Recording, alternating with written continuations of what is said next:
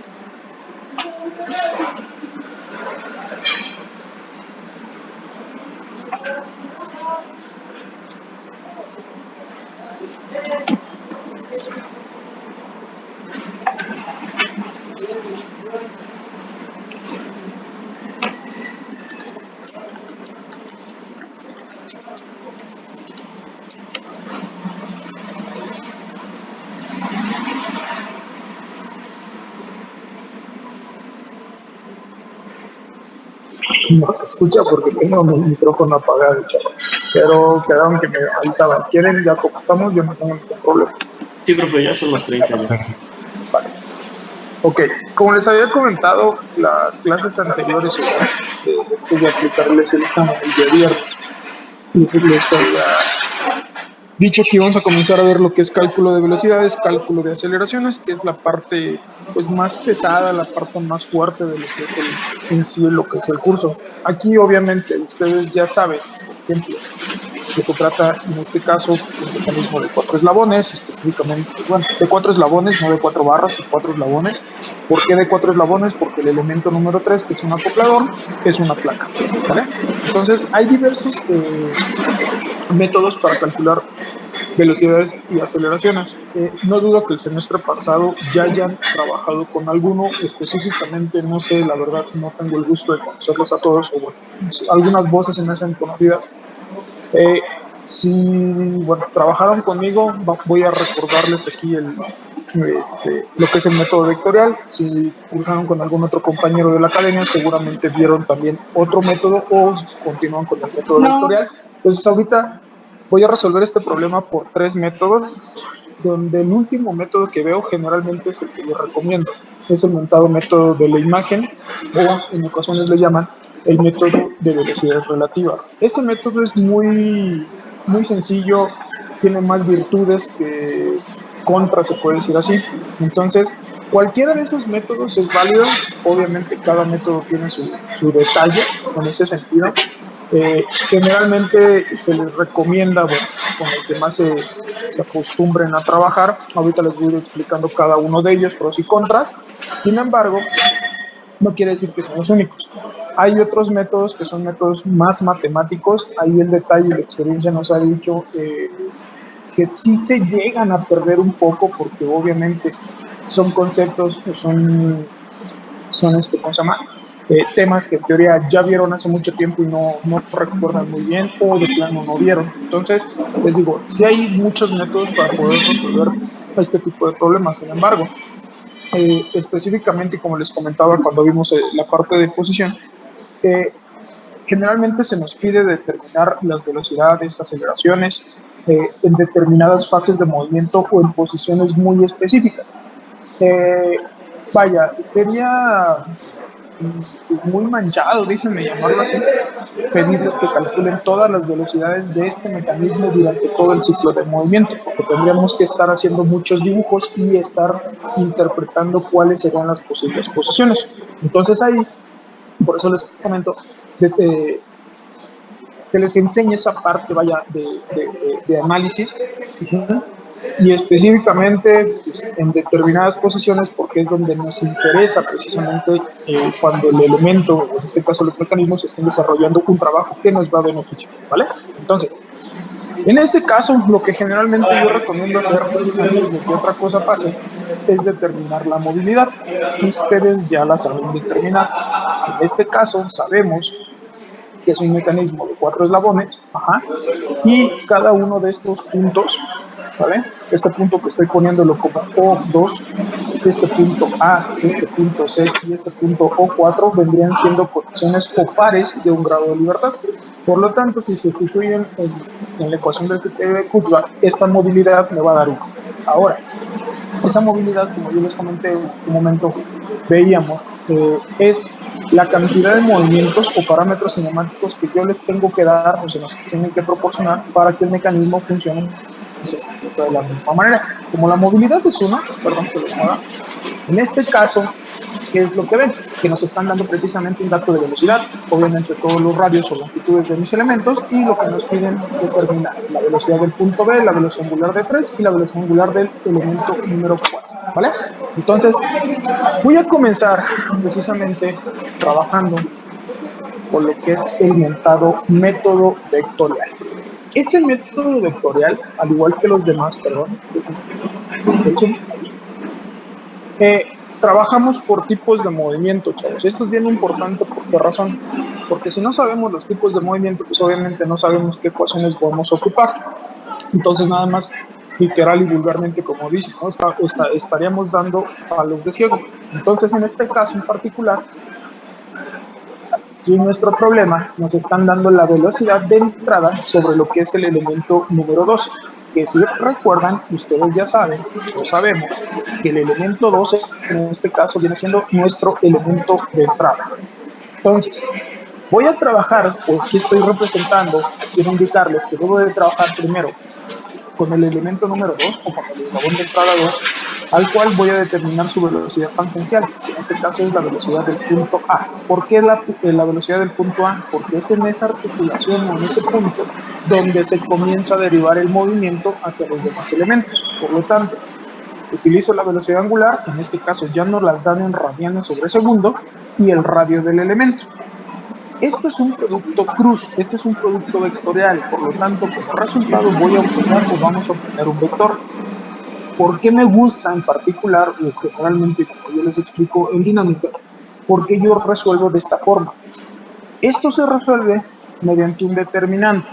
Al momento de yo trabajar con vectores, por obvias razones, voy a obtener como tal, como resultado, un vector. Ese vector prácticamente me indica cómo se está moviendo ese punto o esa velocidad como tal.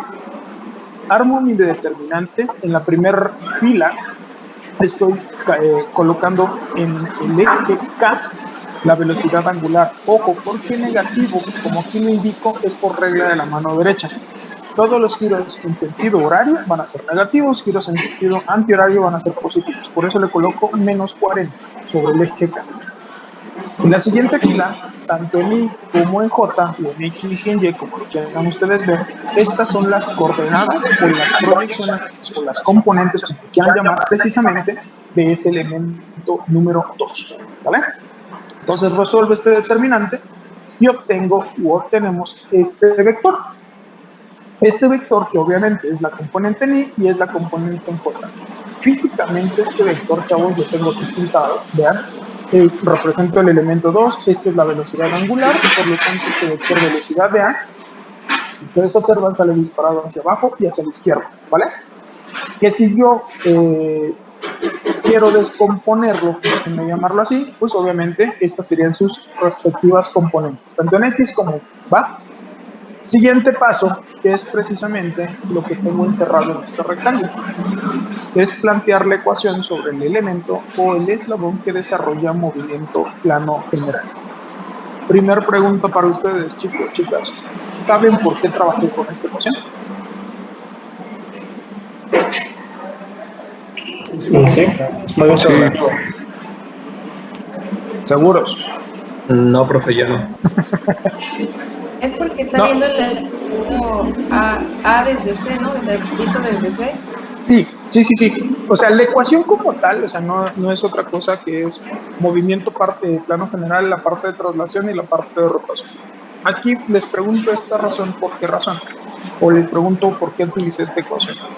Nuevamente, quiero que observen, o bueno, en teoría espero que ya tengan esta imagen en su libreta o la hayan impreso, no sé.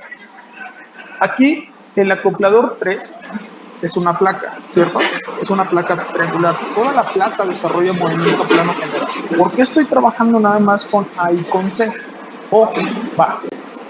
Denme un segundo, nomás encuentro la pluma.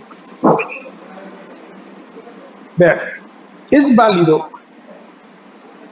que yo pueda decir que la velocidad de A es igual a la velocidad de B más la relativa de A vista desde B. Esta ecuación también es válida. O puedo decir que la velocidad de B es igual a la velocidad de C más la relativa de B vista desde C, o con la que finalmente yo estoy trabajando, con la que yo propuse, mejor dicho, es esta. Obviamente tiene diversas configuraciones. ¿A qué me refiero con diversas configuraciones? Esta la puedo pintar al revés. Al revés me refiero a la velocidad de B es igual a la de A más B vista desde A, ¿vale? Esta al revés, velocidad de C es igual a la de B más la de C vista desde B. Esta velocidad de C es igual a la de A más la relativa de C vista de B. ¿Sí me explico? O sea, es lo mismo, nada más pintada al revés, se puede decir así. Ustedes saben que cada vector tiene tres partes importantes o principales: magnitud, dirección y sentido, ¿vale? Vamos a comenzar de arriba hacia abajo. Del vector velocidad de A, chicos, chicas, ¿conozco magnitud? Ok, sí. ¿Conozco dirección? También. ¿Conozco sentido? También. Ojo, este vector velocidad de A es igual al que tengo acá abajo, por lo tanto también déjenme palomear, ¿va? Del vector velocidad de B, ¿conozco magnitud? No. Dirección, tampoco. Sentido, menos, ¿vale? Este vector velocidad de B es igual al que tengo acá abajo, por lo tanto, vean, no conozco nada. Vector relativo, ¿conozco magnitud? No. ¿Conozco dirección? Sí. ¿Conozco sentido? No, ¿vale? Este vector, del vector BC, ¿conozco magnitud? No. ¿Conozco dirección? Sí. ¿Conozco sentido? No. Este vector C es el mismo que tengo acá abajo, vean. Magnitud no, dirección sí, sentido no. Vector relativo B visto desde C. Magnitud no, dirección sí, sentido no. Vector relativo A visto desde C, aguas. Magnitud no, dirección sí, sentido no. Aquí quiero demostrarles el hecho de que no puedo ocupar esta ecuación porque no tengo nada en común, ¿vale? Por lo tanto, esta ecuación no la voy a ocupar. Siguiente ecuación, tampoco hay algo en común. Por esa razón, no la ocupo. Finalmente, en esta última ecuación, chicos, chicas, si ustedes observan, sí tengo algo en común, que es la dirección de cada uno de nuestros vectores. La velocidad de A conozco en su totalidad, magnitud, dirección y sentido, de BC nada más su dirección, y de este vector relativo, su dirección también. Ojo, equivale, como les comentaba, déjenme pintarles así como una O, velocidad de C es igual a la velocidad de A más la relativa de esta manera, ¿vale?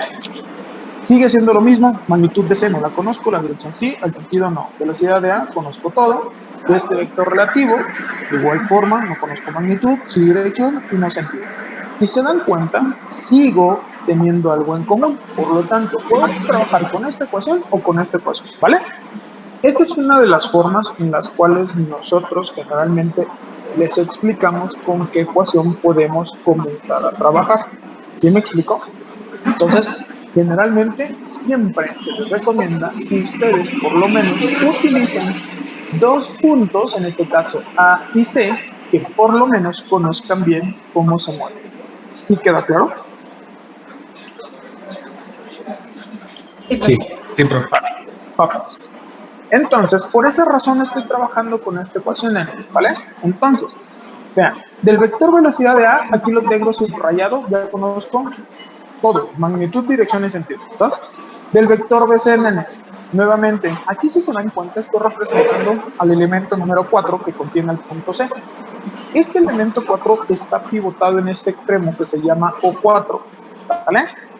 Por lo tanto, este elemento 4 va a tratar de rotar. Por esa razón, estoy pintando un vector perpendicular al elemento 4 y o tangente a la trayectoria que seguiría. ¿Vale? Este vector ¿de quién va a depender? De la velocidad angular de 4 y del radio del eslabón, que es lo que tengo aquí traducido. ¿Vale? Vuelvo a armar, mi determinante, quedándome de esta forma, primer fila, la omega de 4. Aguas aquí. Generalmente esta recomendación siempre se las hago. Si ustedes no saben cómo se mueve un elemento, hacia qué sentido precisamente se estamos desplazando o rotando un eslabón, no traten de adivinarlo. ¿Por qué razón? Porque la gran mayoría de mecanismos o la gran mayoría de eslabones de un mecanismo nos llegan a alterar el movimiento. Entonces ahí se empiezan ustedes mismos a meter en problemas en el sentido de que dices, bueno, es que yo pensé que se iba a mover para allá, pero la realidad me hizo lo contrario. Entonces, si es una incógnita, siempre la voy a trabajar como positiva. Nuevamente, estas son las proyecciones o las coordenadas que tiene todo el elemento número 4, ¿vale? Desarrollo este determinante y obtengo la componente de este vector velocidad de C, que nuevamente tiene una componente en I y tiene una componente en J. Ojo y cuidado. Aquí ya no me atrevo a decirles que la omega de 4 va a girar en sentido antihorario. Me pueden decir, oye, pero es que me está dando positivo. Sí, nos está dando las proyecciones positivas, pero en función de la velocidad angular de 4, ¿vale? Entonces, por lo menos ya conocimos o ya descubrimos algo del vector velocidad de eso. El término relativo, nenes, vean, ¿cómo se mueve el punto A suponiendo que el punto C está fijo? Al decirle suponiendo, por eso lo coloco aquí entre comillas. Aquí ustedes, si se dan cuenta, estoy representando ese cateto AC de la placa triangular. ¿Sí me explico? Entonces, si yo supongo que C es un punto fijo, por lo tanto, este punto A va a tratar de dar vueltas alrededor del punto C. Por esa razón, estoy generando precisamente un vector perpendicular a lo que es el elemento número 3, ¿vale? Que se llama A diagonal C. Puede ir hacia arriba o puede ir hacia abajo. Nuevamente, esto va a depender de quién, de la velocidad angular de 3. Vuelvo a armar mi determinante. Primera fila, omega de 3, que es mi incógnita, y en la siguiente fila coloco precisamente las proyecciones, ¿vale? De mi radio. Vuelvo a resolver este determinante y encuentro precisamente las componentes de este vector relativo. Nuevamente, dependemos de la velocidad, en este caso, angular de 3. ¿Vale? ¿Alguna duda hasta ahí, chicos, chicas? No, profe. No, profe. Ok. Finalmente, si se dan cuenta y analizan lo que les expliqué ahorita, ya conocemos algo de cada uno de los miembros de cada una de esta ecuación. Perdón, cada uno de los miembros de esta ecuación. Perdón, ¿vale? Ya conozco componentes ya, conozco componentes de C y conozco componentes del vector relativo. Lo único que estoy haciendo aquí abajo, ¿vale? Es precisamente reescribir mi ecuación. ¿A qué me refiero? La componente de A o el vector BA tiene dos componentes, una en I y una en J. La componente de C, una en I y otra en J en función de omega de 4, y el componente relativo o el vector relativo, componente en I y en J. En teoría, nos queda una ecuación con dos incógnitas, algo que no podemos resolver, pero ¿qué creen? Aquí tenemos que separar componente a componente. La componente de la A con la componente de la C más la componente del relativo, y formo una ecuación a la cual yo denomino ecuación número 1, ¿vale? Después la componente de J de A, componente de J de C y componente relativa de J también, y obtengo otra ecuación. Esta es mi ecuación 2. Me queda en este caso, si ustedes observan, un sistema de 2 por 2. Dos ecuaciones con dos incógnitas, algo que ya podemos resolver. ¿Qué es lo que hice yo aquí? Ojo, en este caso, yo despejé de la ecuación número 1, despejé omega de 4, llegando a esta ecuación precisamente, que es la ecuación número 3. Esta ecuación 3 la sustituyo en la ecuación 2 y empiezo precisamente a hacer todas las operaciones hasta resolver y descubrir la velocidad angular del elemento 3. Ojo y aguas. Aquí me aparece un signo, ¿vale? Que es de menos 16.555. Esta velocidad angular de 3 la sustituyo en mi ecuación número 3 previamente calculada y obtengo también la velocidad angular del elemento 4, que también aparece con otro signo. Este signo que me está indicando, chicos, chicas, el signo negativo, si recuerdan, como les comentaba, giros en sentido horarios van a ser negativos. Por eso coloqué estas dos flechas de color azul acá. ¿Vale? Esta es una de las ventajas que tiene este método. Vamos descubriendo poco a poco, déjenme llamarlo así, componentes y precisamente sentidos de rotación de cada uno de los elementos. En este caso, chicos, chicas, me quedó pendiente, déjenme llamarlo así, trabajar con el vector velocidad de B. Pero se los pinto, no pasa nada. Espero que lo puedan resolver para que ustedes se convenzan, ¿vale? Ahora sí, ya conocemos el punto A y ya conocemos el punto C. ¿Con cuál trabajamos o con cuál quieren que les plantee la ecuación? ¿De A a B o de C a B? De C a B. De C a B, ok. Podemos entonces, así como nos dijo su compañero, establecer esta ecuación. ¿Sale? Del vector BC, chicos, chicas, ya conocen su componente. Miren, aquí tengo, aprovechando que tengo mi hoja aquí, vean, estas son las componentes o las proyecciones del vector BC, ¿sale? Por lo tanto, BC la puedo yo expresar como 0.920 por omega de 3, que me salió, ahorita se las regreso la hoja, no pasa nada. Esto es para la CIS, más 2.537 por menos 16.555, y esto es para las fotos. Vaya, a esto es a lo que me refería. ¿Sí me explicó? De todos modos les mando ahorita las fotos, no pasa nada. Del vector velocidad de B, chicos, ¿qué conocemos? Pues, ¿qué creen? No conozco nada, no conocemos nada. ¿Cómo puedo expresar este vector velocidad de B? Pues nada más, para no meterme en complicaciones, lo puedo expresar de esta forma, que va a tener dos componentes, una en I y una en J. ¿Sí estamos? Y finalmente, el vector relativo, chicos, chicas, aguas aquí. Esto es cómo se mueve el punto C suponiendo que el punto B está fijo. ¿Sí me explicó? Por lo tanto, aquí yo puedo expresar esto de esta manera. No sé si coinciden conmigo. Esto implica ¿qué cosa? Miento, chavos, aquí cometí un error, disculpen. Aquí estoy utilizando otro valor. Perdón. Hasta ahorita me di cuenta. De 61.43, perdón. 61.43, perdón, yo me confundí. Aquí, perdón. Esta es la velocidad angular de 4. Perdón, chavos, ahí fue error mío, perdón. Este vector velocidad relativo de C vista desde B está en función de la velocidad angular de 3 y del radio de C a B. Por lo tanto, tengo I, tengo J y tengo K. Ya conocemos la velocidad angular de 3. que nos dio de menos 16.555, ¿vale? El radio de C a B, que como el punto B es el punto fijo, vean, aquí se lo voy a pintar, prácticamente o físicamente, esto es lo que nosotros tendríamos, ¿vale? Por aquí tenemos el punto C. Ojo, toda la placa está girando en sentido horario, ¿vale? Por lo tanto, este vector relativo forzosamente tiene que salir de esta manera. Ajá.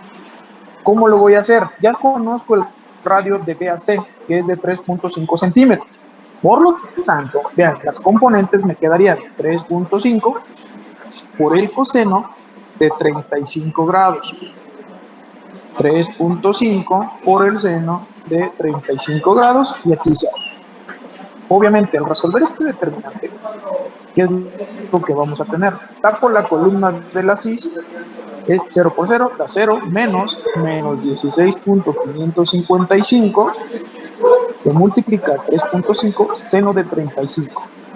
Esto es para las is. Menos otra vez. Tapo la columna de las jotas, en este caso, me quedaría 0 menos 16.555 por 3.5 coseno de 35. Todo esto es para las jotas. Finalmente, me atrevo a decirles que aquí les va a quedar positivo y del otro lado negativo. Quiero que vean hacia dónde salió mi vector. ¿Estás? Finalmente, vuelven a sustituir en su ecuación general y encuentran la velocidad de B o cada una de las componentes del vector velocidad de B. ¿Vale? Este es el método vectorial. No sé, la verdad, ahí sí dependo mucho de ustedes, si así se los enseñaron el semestre pasado. No sé si tengan alguna duda hasta ahí, chicos, chicas. No, profe. No, profe. No, profe, es parecido. No, profe. Ok, esa voz me agrada. Voy con el siguiente método, que en este caso es el método de centros instantáneos de rotación. Ojo, este es un método muy noble, la verdad. Noble en el sentido que es un método gráfico muy sencillo, bueno, relativamente sencillo. Ahorita posiblemente me van a decir de cosas, pero obviamente, posiblemente es porque apenas lo están conociendo. Casi estoy seguro que también les llegaron a hablar de un centro instantáneo de rotación. Este método se basa, o nos basamos precisamente, en decir que todos los cuerpos o todos los elementos que forman parte de un mecanismo van a rotar. Literal, todo rota, ¿sale? Estos centros instantáneos de rotación son centros que pueden estar dentro del cuerpo o fuera del cuerpo. Vamos a tener dos tipos de centros instantáneos de rotación, como lo veo aquí. Chicos, chicas, bueno, ya me mandaron el aviso que se nos acaba la sesión, se vuelven a conectar con todo lo mismo, ¿vale? Por favor. Tenemos dos tipos, los que siempre se relacionan respecto al fijo, que ustedes ya saben que es el 1, se les conoce como centros instantáneos absolutos. Cuando se relacionan dos eslabones que tienen movimiento, por ejemplo, 2 que sería mi elemento de entrada y 6 mi elemento de salida, se conocen como centros instantáneos relativos, ¿vale? En este caso, como no los quiero literal hacer muchas pelotas, voy a trabajar nada más con puros centros instantáneos absolutos. En este caso hay dos métodos, en lo cual voy a trabajar con uno de ellos. Entonces, primero lo que tenemos que hacer es determinar cuántos centros instantáneos tiene nuestro mecanismo. Aquí la cantidad de centros instantáneos depende precisamente de la cantidad de eslabones que conforman o constituyen a nuestro mecanismo. Es con esta ecuación, n que multiplica a n menos 1 sobre 2. Entonces me queda 4 por 4 menos 1 sobre 2, me queda 12 entre 2, da 6 centros instantáneos, ¿vale? Los cuales voy a comenzar a ubicar. Ojo chicos, ojo chicas. Estos puntitos rojos, ¿vale? Estos son los centros instantáneos inmediatos, los que a simple vista aparecen, déjenme llamarlo de esa forma. Coinciden en la mayoría de los casos con los pares cinemáticos, ¿vale? Donde están los pares cinemáticos, ahí hay un centro instantáneo que se relaciona, ¿vale? Aquí, Se relaciona el elemento fijo con el 2, el elemento 2 con el 3, el elemento 3 con el 4 y el elemento fijo con el 4, ¿vale? Son 4 centros instantáneos. Ojo, ya tenemos 4 centros instantáneos ubicados. En teoría, nos faltan ubicar 2. En este caso, a diferencia de dinámica del cuerpo rígido, aquí en mecanismos tenemos que seguir un teorema que se le conoce como el teorema de Kennedy. Esto es precisamente, o este teorema nos garantiza de que estamos ubicando de manera correcta mis centros instantáneos. Esto se refiere y nos dice que dados 3 eslabones, A, B, C o 1, 2 y 3, como le quieran colocar, no pasa nada, por lo menos sobre una línea recta deben de existir 3 centros instantáneos. El centro instantáneo OAB, el OBC y el OAC. Si por lo menos hay 3 centros instantáneos sobre una línea recta, están bien ubicados nuestros círculos, ¿vale? Entonces, yo ubicamos 4, chicos. El siguiente paso, ¿sale? Y el más sencillo para mi gusto, o que se les dificulte un poco menos, es trazar una circunferencia. Trazan una circunferencia a la cual deben de dividir en la misma cantidad de eslabones. Como les comentaba, es un mecanismo de 4 eslabones, por esa razón dividí en 4 partes. A cada una de esas divisiones yo le asigno un número, que ese número me representa el eslabón fijo, el eslabón de entrada, acoplador número 3 y un elemento de salida. Estos centros instantáneos, estos puntos O1, 2, O2, 3, O3, 4 y O1, 4, ahora los voy a representar mediante una línea recta. O1, 2, O2, 3, O3, 4 y O1, 4, ¿vale? Ojo, chicos, ojo, chicas, no siempre se nos forma un polígono, no siempre se forma o se cierra la figura. Depende mucho de la configuración o de la cantidad de eslabones que tenga el mecanismo, ¿vale? En este caso, como es un mecanismo muy sencillo, de 4 barras o de 4 eslabones, por esa razón queda de esta forma, ¿va? Literal, y la expresión es la siguiente, perdón por la expresión. Aquí es unir todos contra todos. Vean, generalmente es como yo les digo, el 1 ya se unió con el 2, el 1 ya se unió con el 4, falta unir al 1 y el 4, es esta línea punteada, ¿vale? Esta línea punteada, nenes, nenas, me está generando 2 triángulos, uno a la izquierda y otro a la derecha. ¿Sí estamos? Aguas. Siempre que ustedes tracen una línea uniendo 2 eslabones, en este caso el 1 y el 3, se nos debe de formar 2 triángulos, de cualquier forma, rectángulos, oblicuángulos, isósceles, escalenos, de los que ustedes gusten y manden, hoy conozcan, ¿va? El triángulo de la derecha, este que nos queda aquí, está definido por O1, 2 y O2, 3, O1, 2 y O2, 3. El triángulo de la izquierda, este que ven de este lado, O1, 4 y O3, 4. O1, 4 y O3, 4. ¿Qué es lo que estoy haciendo aquí? Vean, aquí tenemos O1, 2 y O2, 3. Trazo una línea recta.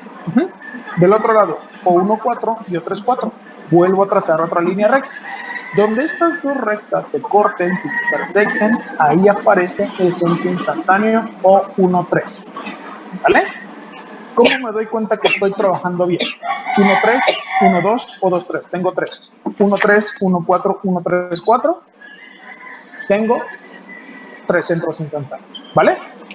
El día de ayer, un compañero de ustedes me dijo, oye, ¿dónde sale el otro? Ok. Desde esta línea sólida que tengo horizontal. Ojo, aquí aparentemente aparecen 4 triángulos. ¿Vale? No se vale o no son válidas intersecciones intermedias. ¿A qué me refiero? Si no, hagan de cuenta que no existe esta línea punteada, ¿sí me explico? Entonces tenemos un triángulo acá arriba que está definido por O1, 4 y O1, 2. O1, 4 y O1, 2. Triángulo de acá abajo, O2, 3 y O3, 4. O2, 3 y O3, 4. Nuevamente regreso a mi figura. O1, 2 y O1, 4 es esta horizontal. Después 1, 2, 3 con 3, 4, proyecto con una línea. Donde se cortan aparece O2, 4. 1, 2, 3, 1, 2, 3. Vuelvo a tener por lo menos 3 centros instantáneos sobre una misma línea recta. ¿Alguna duda hasta ahí, chicos, chicas? No, profesor. Siempre debe haber 3 en una misma línea recta. ¿Mandé? Pero hay 3 centros instantáneos en una misma línea. Por lo menos 3. Gracias. Ok, entonces, continuando. Aquí lo que hice es precisamente, voy a determinar unas distancias, nenas. Las distancias que nada más voy a trabajar. Ojo, yo les comentaba, voy a trabajar con puros centros instantáneos absolutos. O1,2, O1,4 y O1,3. ¿Vale? Este triángulo que ustedes ven acá arriba, ¿sale? Tiene estos ángulos. ¿Por qué sé que tiene estos ángulos? Por lo que tengo aquí. Creo que ahí se alcanza a ver bien, ¿va? Si aquí tengo 46 para 180, serían 134 grados, el complementario. Este ángulo de 20 grados es opuesto a este otro, ¿cierto? 134 más 20 son 154. Para 180, este ángulo debe de medir 26 grados, ¿vale? Entonces, por ley de senos, lo que tengo aquí, determiné esta distancia de O13 a O12, ¿vale? Esta distancia me salió de 3.510 centímetros. Y esta otra distancia de O13 a O14 de 7.384 centímetros. ¿Vale? Aquí nada más por ley de senos, chicos, esta distancia de O12 a O14 es un dato que yo les di del dibujo, que en este caso mide 4.5 centímetros. ¿Va? Entonces, el siguiente paso es precisamente determinar o comenzar a calcular las velocidades. Vean, la velocidad en estos puntos, llámese A, pertenece a dos eslabones, pertenece a 2 y pertenece a 3, ¿vale? ¿Qué es lo que estoy dando a entender aquí o trato de explicarles aquí? 2 pertenece a 2 y pertenece a 3. Por lo tanto, puedo especificar la velocidad de A cuando pertenece a 2 debe de ser la misma cuando A pertenece a 3. ¿Sí estamos de acuerdo con eso? Sí. Ok. Entonces, ¿mande? No, sí, está bien. Ok. La velocidad cuando pertenece a 2, nenes, vean, es la angular. Ojo, aquí ya no utilizo vectores, es un producto escalar, ¿vale? Por el radio de O12 o del centro instantáneo del elemento 2 al punto A. Obtengo 40 radianes sobre segundo por 2.5, que es la longitud o la distancia o el radio, mejor dicho, del elemento 2, nos da un vector de 100 centímetros sobre segundo. Este vector, nenes, nenas, vean, es este, que obtuve precisamente hace rato que les enseñé, perpendicular al elemento 2, ¿sale? Y o tangente a la trayectoria que describe el elemento 2. Ahora,